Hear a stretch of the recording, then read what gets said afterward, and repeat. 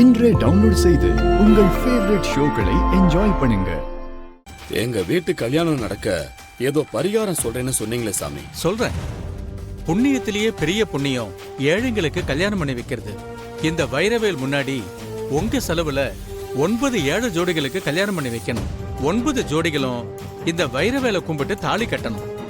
இதே வைரவேலை உங்க பேரன் பேத்தி கல்யாணத்திலையும் நடுநாயகமா வச்சீங்கன்னா அந்த புண்ணியத்துல உங்க வீட்டு கல்யாணம் சிறப்பா நடக்கும்.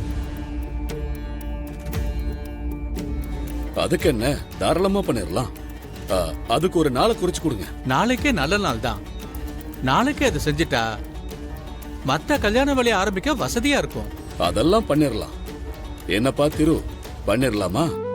அதெல்லாம் பண்ணிடலாம் தாத்தா. ரொம்ப நல்லதா போச்சு. அப்ப இவங்க 2 பேர் கல்யாணத்துக்கு நாள் குறிச்சு எழுதிடுறேன். சரிங்க சாமி.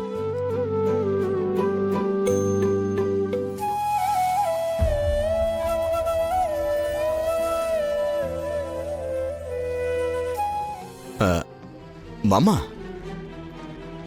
9 கல்யாணம் பண்ற மாதிரி இருந்தா பொண்ணுக்கு தாலி, மாப்பிளைக்கு நகை நட்டுன்னு இதெல்லாம் நம்ம செய்யணுமா மாமா? ஆமா, செய்ய வேண்டியதுதான் மாப்பிள்ள.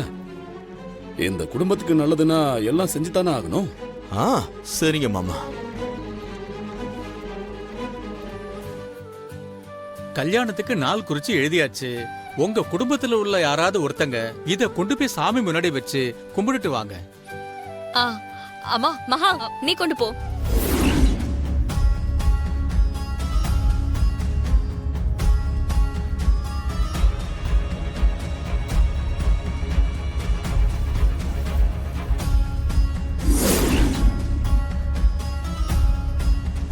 ஏய், என்ன சொல்ற?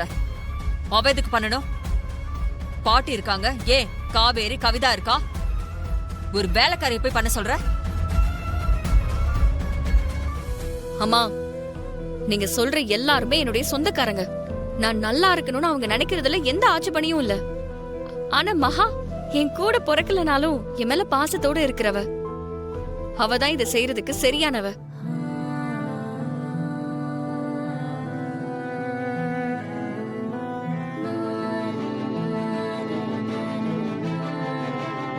மகா, நீ செய்யறதுதான் சரியா இருக்கும். நீயே செய்.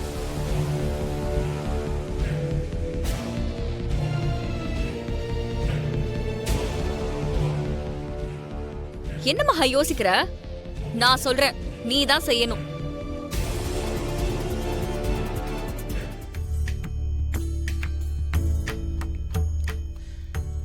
இந்தாமா,